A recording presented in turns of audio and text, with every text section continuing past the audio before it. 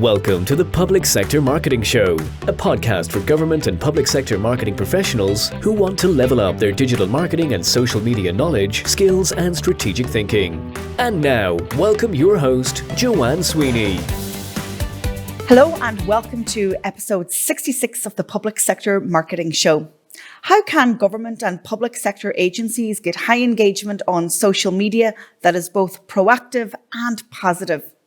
Believe it or not, the public viewing your social media are there for information that resonates with them in some way, that informs them of topics that are meaningful to their lives right now, and then they have an expectation that you will provide answers to their questions. So if your social media campaigns are simply sound bites or catchphrases without a follow-through of long-form, purposeful and explainer content, then I'm afraid you're going to underwhelm and underperform. Coming up in the show, the real power brokers of social media are people, a recipe for social media success for public sector campaigns, and I interview Femke Gao from the University of Oxford, an experienced communications professional. We discuss the role of citizen-first content in your social media campaigns and why moving from organization need to public need is a shift that may be harder than you think.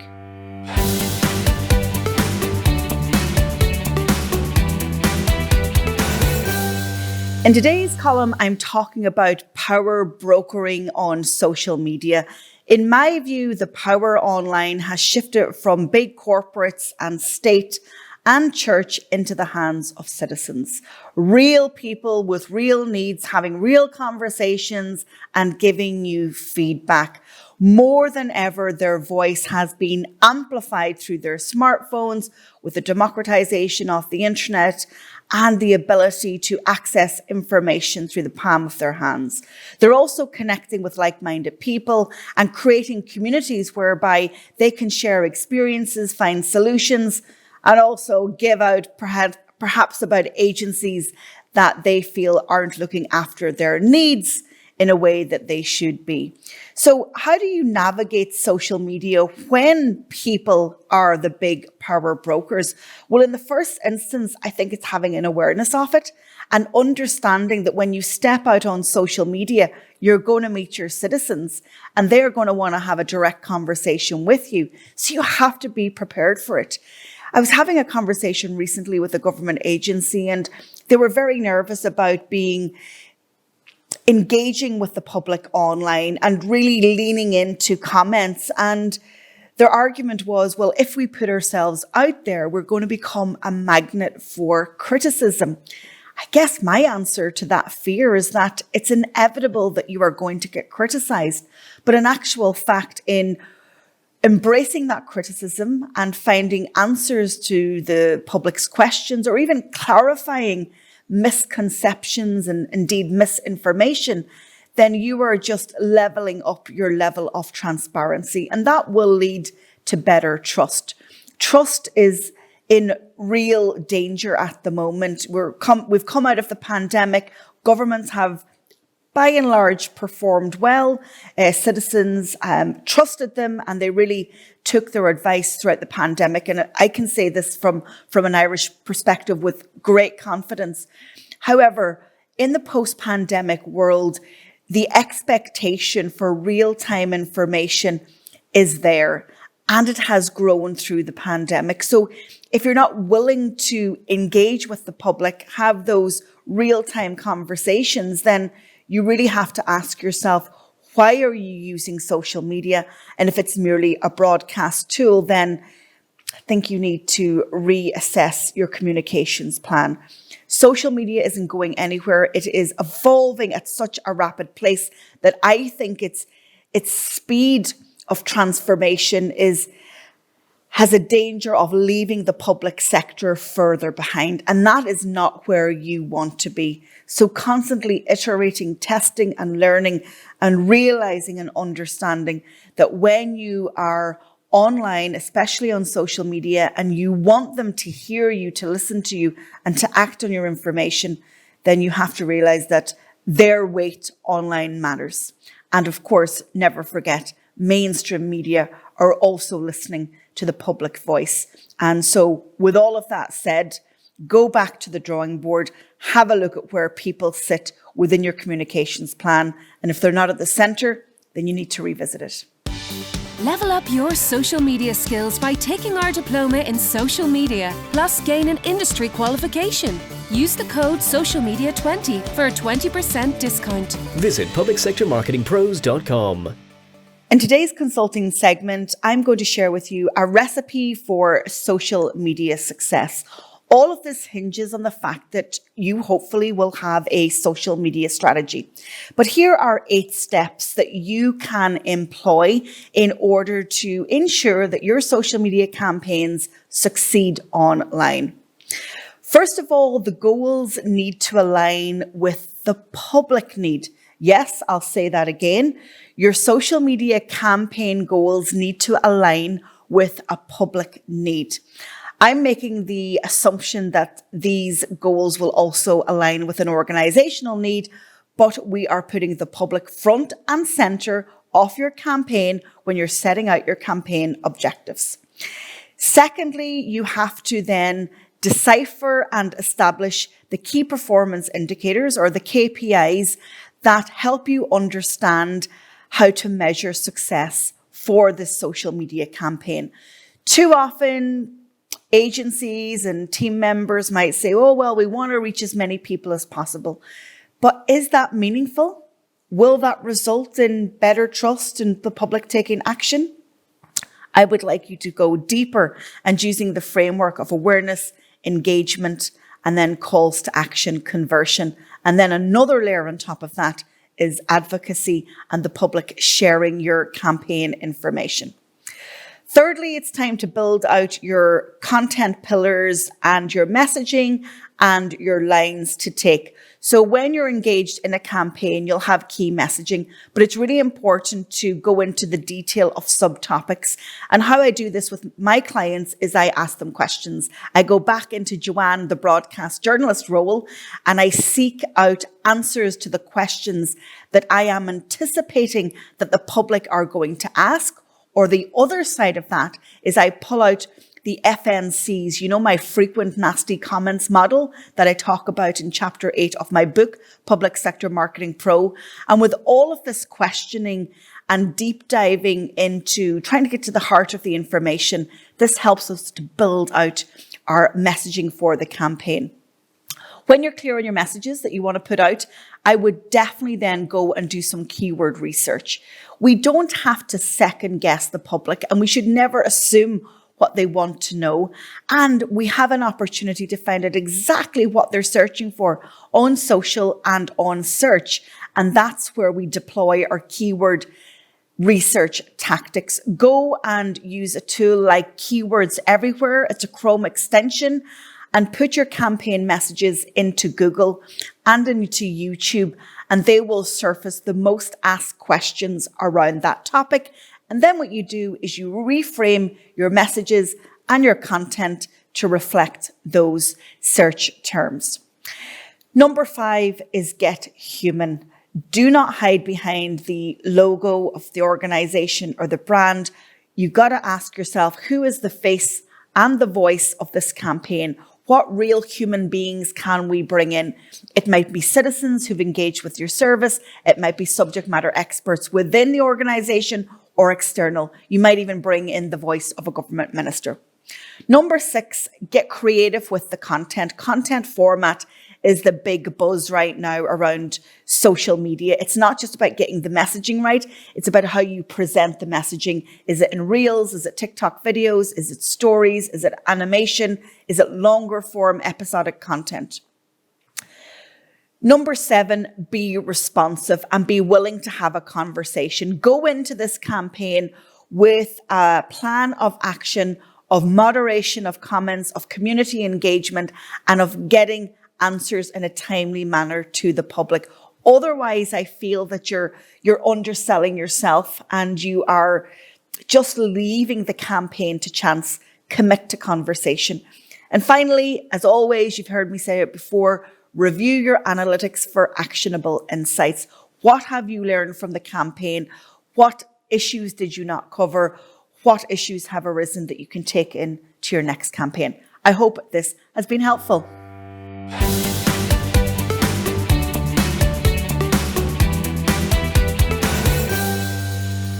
In today's episode, I want to introduce you to our brand new knowledge product, and it's called Social Media Done For You.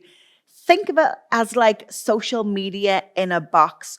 All the tools, strategies, and policies that you would need to implement great social media within your government or public sector agency. We've just released it on our website, publicsectormarketingpros.com, and you have lifetime access. And this includes any updates that I make to the resources. So what can you expect? Well, you have a template social media strategy, you have a range of social media policies, you have a 365-day inspiration calendar for social media, you also have checklists when it comes to hashtags, social and live video, auditing of your social platforms, and you also have template graphic designs that we have created in Canva, and all of these come with tutorial videos.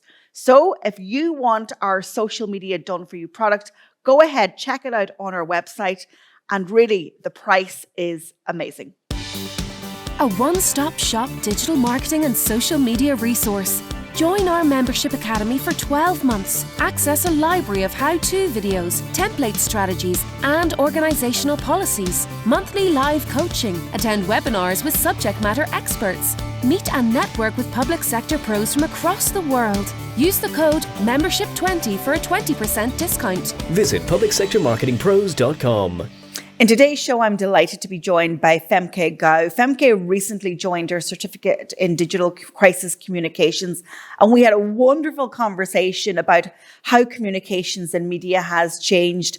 And we have similar backgrounds. And I just said, listen, you got to come on the show. Let's broaden this conversation and let's open this conversation to the listeners and the viewers of the Public Sector Marketing Show.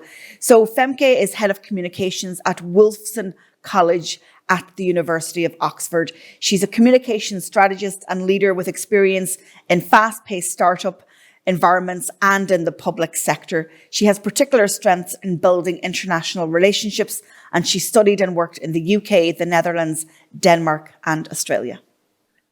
Femke, thank you so much for joining me on the podcast. Hi, thank you for having me.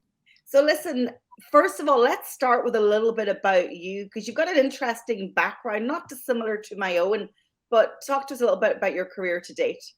Yeah, definitely. So, I guess similar to you, I kind of started off in journalism, also started off in print and then kind of gradually moved my way into digital. So I started off as an interior design journalist for a print magazine. And I always kind of had that really like hard idea that I definitely only want to be a journalist only for print. And then I very quickly realized that I was massively limiting my options, my opportunities. So as I kind of got deeper into the interior design industry, I just kind of opened up that perspective a little bit. And then I moved into working with a tech startup, also in that same industry, but as a news editor there. So that was essentially like an in-house journalistic position within a startup for kind of the trade interior design sector. And then from there, I again just decided I kind of wanted to broaden my horizons one step further. I had a short stint at a creative agency, which was more consumer-led than trade, which was super interesting, and I learned a lot there. And then from there, I took a kind of another sidestep into public sector, where I am now. So I currently work for Wolfson College, which is part of Oxford University. And I'm head of communications here. So yeah, on the whole, those are all kind of very different roles, but in a way feed into each other once you get down to the nitty-gritty. They absolutely do. And again, like my career started off as a journalist and then realized, oh, this is a bit limiting and I want to do so much more. But the common denominator is the ability to communicate and our communication skills. And right now in the digital age, there's so much that we can do and a lot of impact that we can make. But talk to me about the sidestep from private sector into public sector. Was that different for you? Was it a bit of a shock? Was the comms different? Was the outputs and the goals different?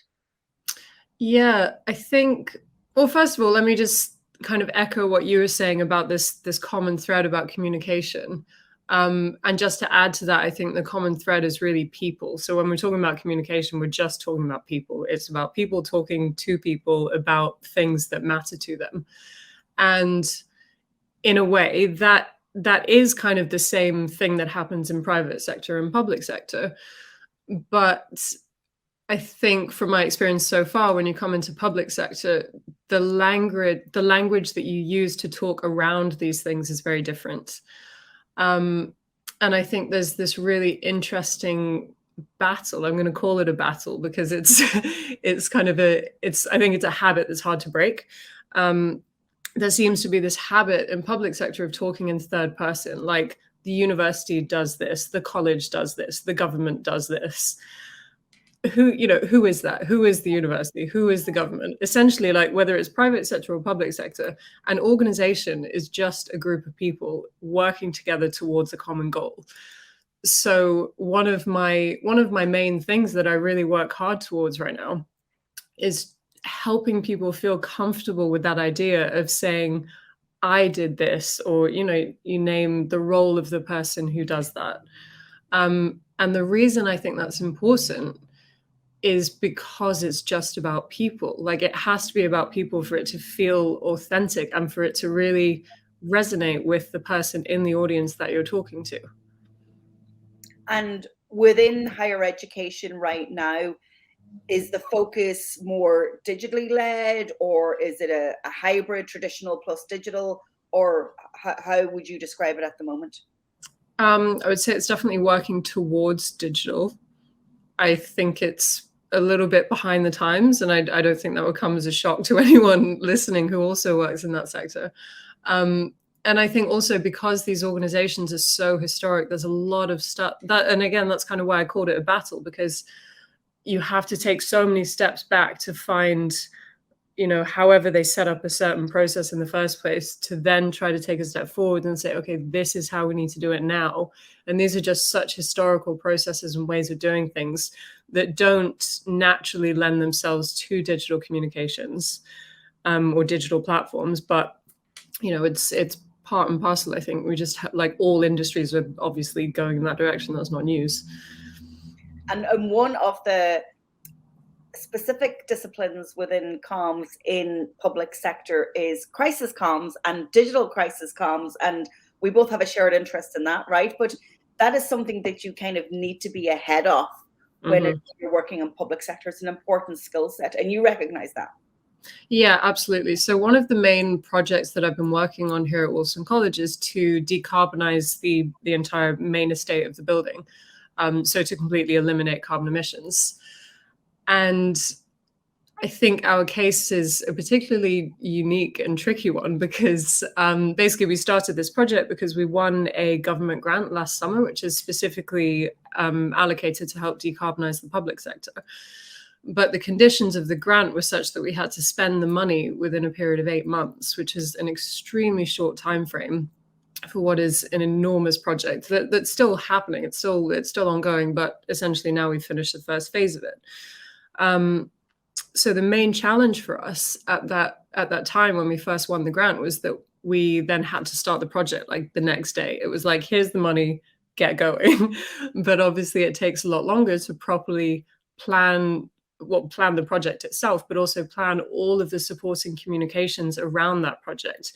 And you can't really plan all the communications unless you know exactly what's happening in that project.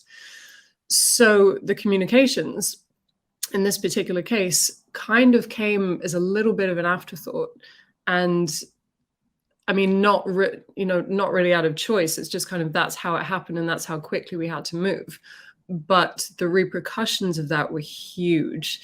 So again, also, I think this is a unique case because we're working on accommodation, right? We're working on where people live and where people study and where people need a stable, calm environment.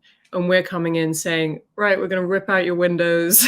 We're going to start resealing this. We're going to start, it was essentially a construction site that people still had to live in.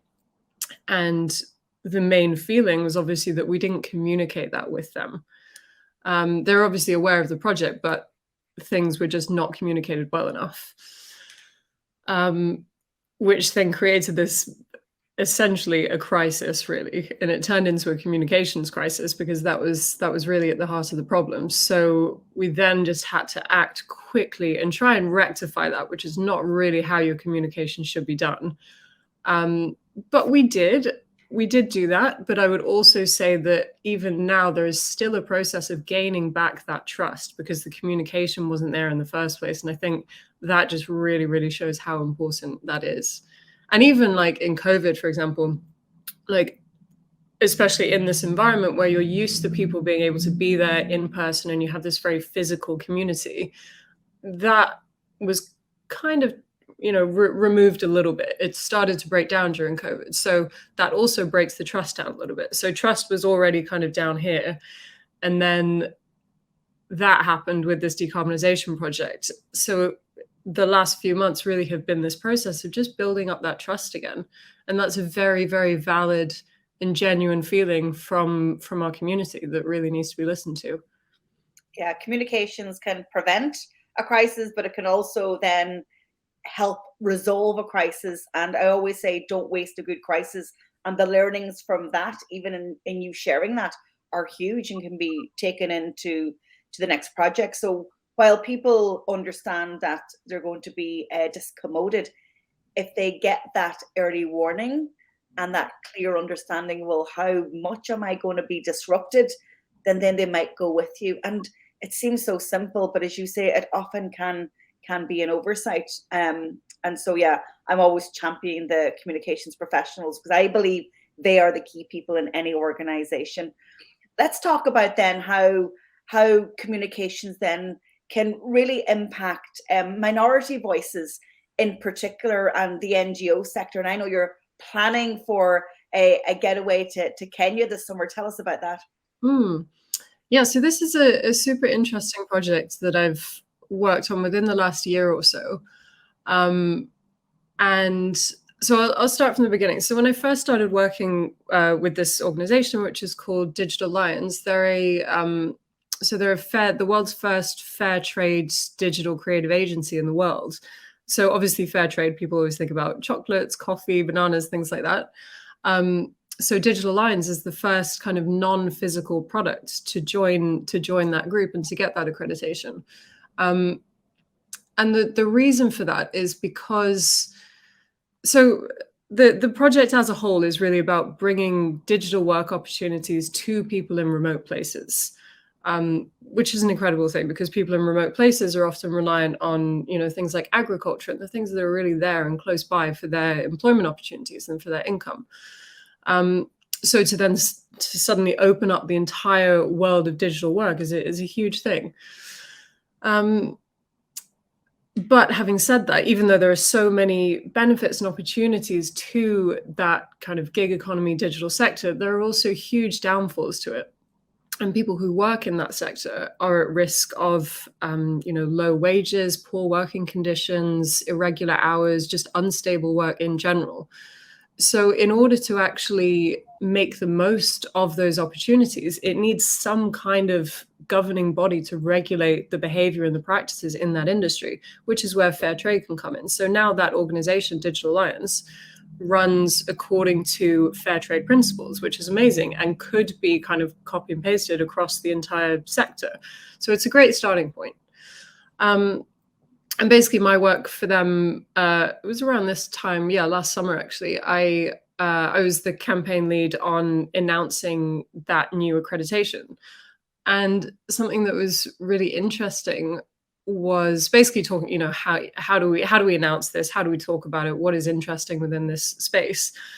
And I think something that just isn't talked about enough actually is the risks in that industry. So we did this social media and email campaign that basically highlighted all of the risks and then posed all of the potential reworks that you could do to try and combat those risks. So it was a very education-driven campaign. So that was last summer. And now I'm going over in a couple of weeks, actually, to for a few different projects, I think. So one of those will be to basically train somebody up to do the work that I was doing last summer, because obviously it's not ideal that they should have to rely on volunteers doing that work for them. So the idea was always that I would go over at some point and train somebody up. So that's one thing. Another branch to this organization that they're just introducing actually is this kind of digital nomad scheme, which is super, super interesting. So they obviously have, so this is based in northwest Kenya, off the shores of Lake Turkana, which is this huge, huge, beautiful lake. But other than the lake, it's essentially a desert. But they have accommodation there by this IT campus. So it's a completely self-sufficient IT campus. And what they want to do is open up this accommodation and invite digital nomads to come and stay there and work there, and obviously pay rent for this accommodation. And also when digital nomads come, or even when volunteers come and stay there and work there, it also sets a really, really good example to the locals who are going through their kind of IT digital training there, to see how people work in that digital economy in practice. So to literally see people coming from another country to this country, but they can still keep up their work. Like, that's kind of amazing to be able to show them that. So I'm basically working on, like what the introduction of that branch to the business looks like on the website, on social media, etc. And there's a couple of other bits and bobs, but it's all still in the works. So isn't it remarkable how your career to date has had so many turns, and now how you're bringing those skills into other industries? But again, common denominator being comms and people, but also we have digital in there. Digital is providing opportunities for, other countries, other regions, but also you have the opportunity to get more people skilled up. The world needs more reputable and skilled digital communicators, because that's kind of my vision. I can't do it all. I need public sector to be able to communicate in the public interest to protect truth and protect democracies. But right across all industries, and indeed in the NGO sector, this is empowerment. There are real opportunities here. Yeah, absolutely. And I think something that's really interesting as well on this topic of truth in the digital space, I think you have two sides of that coin, really. You have truth on the side of the organization, the brand, the NGO, whatever it is. But then you also have truth on the audience side, the consumer, whatever you want to call them. People at the end of the day. So people have that craving for truth and information and education right now. And this is where I think for both of us, that kind of journalistic background is quite interesting, because what I see everywhere is people essentially just becoming their own journalists. And the journalistic technique really that I'm talking about is this kind of investigative idea of seeing something out there in the world that doesn't quite sit right with you, or you don't believe it for some reason, and you just hone in on it a little bit. You start asking questions, and you just confront things. And then because content creation is so accessible, people then just start writing their own things about it. And that's essentially what a journalist does. They see things out there that either make them think something or, whatever, and then they go and write something about it. So I think you have this idea of like truth seeking and truth telling on both sides of that coin. Yeah. And, who owns news anymore? I mean, news is a commodity owned by anyone willing to create it. Like, I'm creating news with this podcast, and then I'm building an audience and I'm saying, well, here, this is my truth. This is MK's truth. This is all our truth. And the lines have got really, really blurred. And I think this is why teaching digital comms with that context of journalism, check your sources, check them twice and check them a third time, and make sure you are the proponent of truth. That's so important, because I've had so many conversations with so many people in different sectors, and there's still this fear of going on the internet and having a really good digital footprint, because they're fear of, a crisis, or they've got fear of somebody giving them negative feedback. And I'm like, well, this is inevitable. We'll all get negative feedback. How do we take fear out in favor of truth? I'm still trying to get answers to that one. Yeah, I think that's incredibly difficult, because I think people are so angry about this idea of not being told the truth, and that propels them to go and find the truth themselves. But then, of course, not like everybody can't be an expert in every area that they're interested in. And I think people are trying, like people who really care are trying to be an expert in the things that matter to them.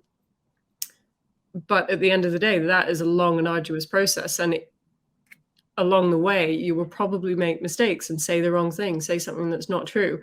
And that's how you then get this culture of disinformation. And that's, I think, also taking a slightly optimistic stance in assuming that people are doing that with good intentions, because obviously there are a lot of people spreading disinformation with bad intentions. But yeah, as always, there are two sides to every coin, I think. So how do you bring your colleagues with you and, really encourage them to embrace digital comms? I think as with anything, this is just always a bit of a theme with me. Just talk to people, like if somebody doesn't understand, something about an area of social media, like a new platform or a new feature on it, and they're maybe not receptive to your idea, it's not because it's a bad idea, and it's not because they think you're rubbish. It's most likely because they don't understand. Maybe they're scared to ask the question. So the way I bring people along is really just to show them, sit down and show them, and do it, kind of show the fun side of it and the good side of it. And I think if you just do that in a language that makes sense to people, and by that I just mean simple, clear, accessible language, then most people will get on board with what you're talking about. And also just always making the time to listen to people, because everybody has something valuable to say, and even if they're not an expert in your field, you can still learn something from them and apply that to the area that you're working in. So that's always my approach. And I think, again, where I work now is quite interesting, because we have such a range of ages of people working at the college. And that really matters, actually, in this conversation of digital channels and tools, because not everybody is as au fait with all of them as everybody else is. So yeah, I think it's really just about talking to people about it and educating and doing it in a kind of inclusive way. Well, I want to wish you the best on your travels to Kenya. Will you keep us updated on the project? I think it's really fascinating, and perhaps they want to come on the podcast. You might have a word with them when you speak to them, because we love to share the great work that they're doing and the uniqueness of the project and what their ambitions are, and we'll try help spread the word. Yeah, definitely. That sounds great. It's a super exciting project. So I'm excited to be there. I'm excited for whatever comes next with them. I think it's a great place. Well, safe travels, and thank you so much for joining us on the Public Sector Marketing Show. Thank you. Thanks so much, Joanne. Level up your digital skills by taking our diploma in digital marketing, plus gain an industry qualification. Use the code DigitalMarketing20 for a 20% discount. Visit publicsectormarketingpros.com. This is your weekly reminder that we have many free resources on our website for you to digest. If you haven't worked with us, that's okay. You don't have to. We lead with value at the Public Sector Marketing Institute, and we have a load of free resources for public sector pros to consume and to watch in your own time. So I'm reminding you that we have a full library of on-demand webinars that we produced during Q1, Q2, and a bit of Q3 of 2022. They are all there for you now to watch back. You can watch them on your own in your own time, or you can take a team together from your comms department and you can discuss what I have been sharing. This has been episode 66. Can you believe that we have produced so many episodes over the past year and a half? I am really enjoying it, and I'm intending to keep going with them.